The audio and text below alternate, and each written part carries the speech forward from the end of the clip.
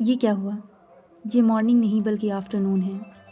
अस्सलामुअलैकुम everyone, my name is Zulfa. I am here to motivate you in your preparation journey. मैं ख़ुद भी NEET की प्रिपरेशन कर रही हूँ।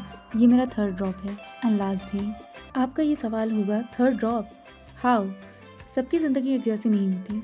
कभी हम गलतियाँ करते हैं और कभी लाइफ बहुत सारी चीज़ें हमसे छीन कर हमें सिखाती है कि ज़िंदगी में क्या करना है और क्या नहीं।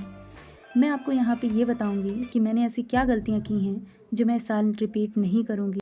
चलिए मैं अपनी कुछ गलतियों से आपको आगाह करती हूँ ताकि आप वो नीट 2026 में वो गलतियाँ ना करें और आप सिलेक्शन के करीब हो जाएं। तो पहली मिस्टेक मेरी ये थी कि मैंने सिलेबस नहीं कंप्लीट किया था। सेकंड मिस्टेक मेरी ये थी कि मैंने हर एक टॉपिक पर क्वेश्चन की प्रैक्टिस नहीं की थी। थर्ड मिस्टेक ये थी कि कम्प्लीटली टेस्ट को एनालाइज नहीं किया था। ये कुछ मिस्टेक्स जो कि very crucial in NEET examination और मैंने ये छोड़ दी थी। तो आपको ऐसा कुछ भी नहीं करना है। सबसे पहले अपने सिलेबस को कंप्लीट करना है। सेकंड थिंग, मॉक टेस्ट देनी है। मॉक टेस्ट नहीं, पार्ट टेस्ट भी दे सकते हैं आप। जब जैसे जैसे आपका चैप्टर कंप्लीट होता जाए आप पार्ट टेस्ट दें। और थर्ड चीज़ कि टेस्ट देने के बाद उसको एनालाइज करना बहुत बहुत बहुत ज़्यादा ज़रूरी है।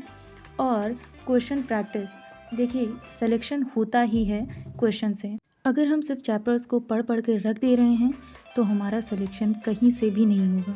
ये बात ध्यान में रखिए। और एक चीज़ कि जब भी आप क्वेश्चन लगाएं तो हमेशा टाइमर चालू करके लगाएं, क्योंकि विदाउट टाइमर आप टाइम तो बहुत ज़्यादा ले लेंगे, क्वेश्चन सॉल्व भी हो जाएगा, लेकिन एग्ज़ाम में जब आपको बहुत ज़्यादा आपके ऊपर प्रेशर होगा और टाइम भी कम होगा और आप उस वक्त अगर आपको आता भी हुआ क्वेश्चन वो नहीं कर पाएंगे।